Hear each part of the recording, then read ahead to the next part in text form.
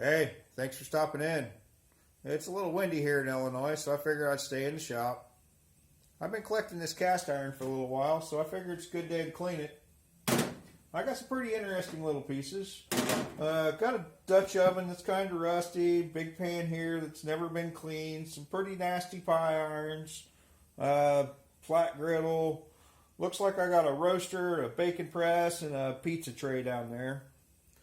So, in the last video, you seen me make this clarified butter. That's what I used to season my pans with.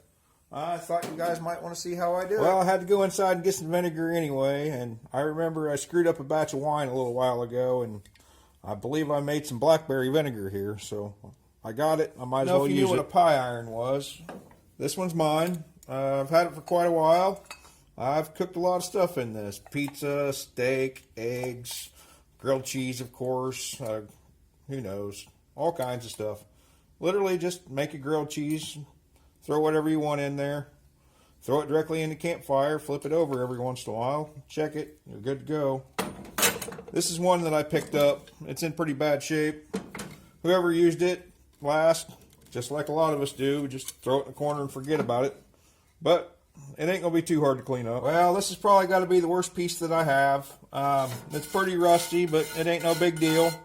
You just kind of scrape off all the loose stuff, and then we'll use the vinegar to get back down to bare metal. So I got it all scraped off pretty good, and basically all I'm going to do is fill it up with vinegar and wipe it down a few times. Let it sit, and we'll go from there.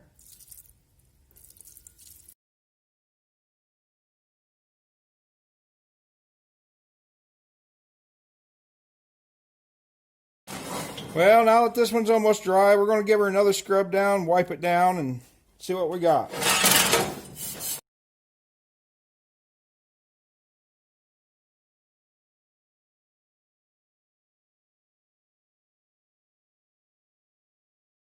Alright, so these pieces have been soaking for a little bit. They're dry. We will go ahead and start seasoning these.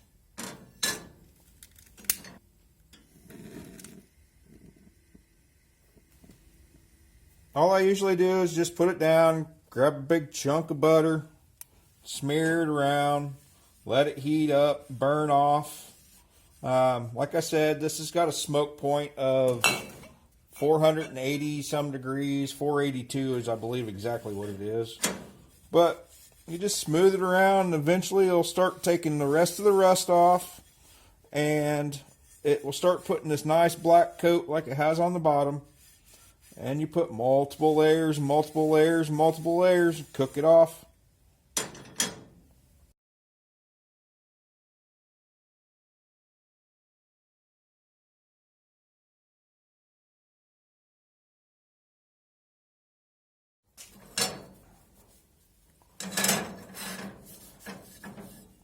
Yep, just keep putting the layers on, putting them on, putting them on.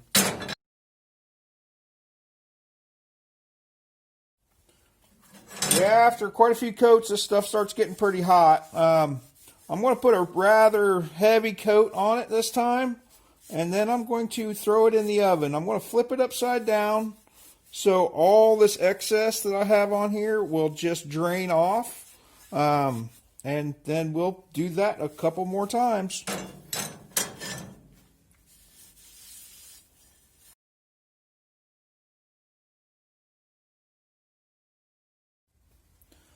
Well, I don't know if any of you knew what that bacon press I was talking about earlier was. Well, this is it. It looks like a pig. I guess you could use them on hamburgers or whatever, but yeah, this basically just pushes down on top of it. Pretty much all I'm going to do to this, since I've got majority of the rust knocked off, it's been soaked, I'm just going to coat it with butter. Yeah, I didn't have a spatula out here, so, you know, I did what I got, and I got just a stick. I'm just going to go ahead and throw this in the oven with all the other stuff and let it cook for a little while, too. I'm going to pull out and add another coat to the rest of the stuff. Well, here's the first coat that's in the oven. I didn't quite get it all dry, but pretty close. We're just going to slather on some more grease on there. Or, sorry, butter oil. And we're going to put her right back on. We'll keep doing this over and over and over again. Well, this is cleaned up pretty good. It's only been in the oven once.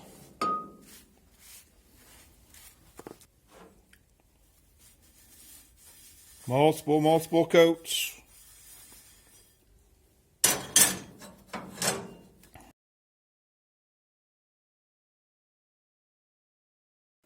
There it is with a quick soak in the vinegar and a quick scrub with the wire brush.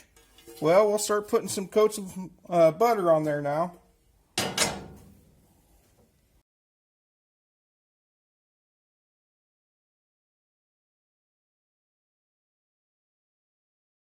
It's time for another coat. Not looking too bad. This butter's melted a little bit sitting up here on top of the stove.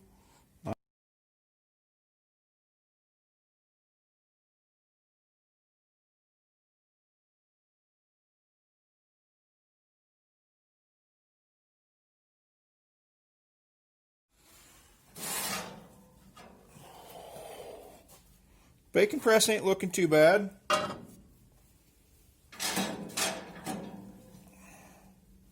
Yep, she needs another coat. We're probably going to put 4 or 5 more coats on this guy.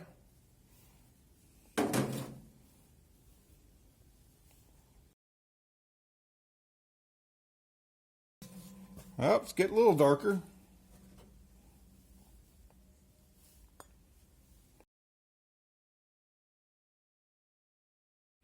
Alright, I went in and grabbed something to eat. I don't know what all I showed you on this, but this is how this turned out. I do believe I showed you how rusty it was at the beginning.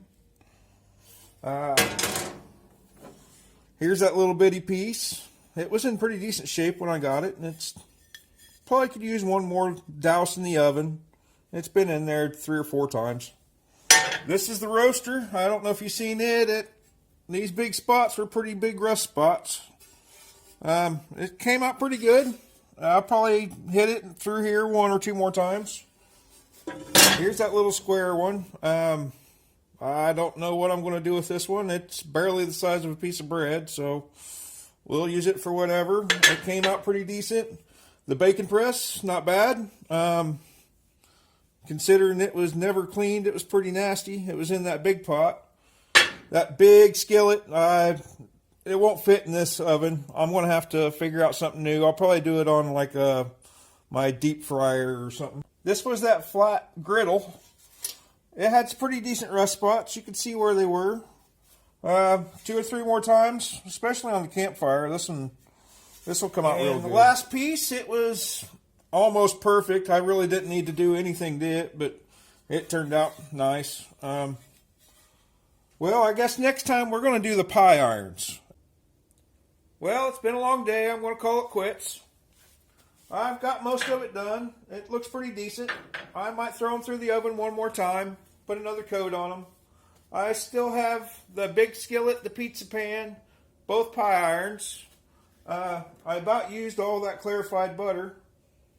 But I guess I'll do the pie irons and the big pans on another video. Thanks again.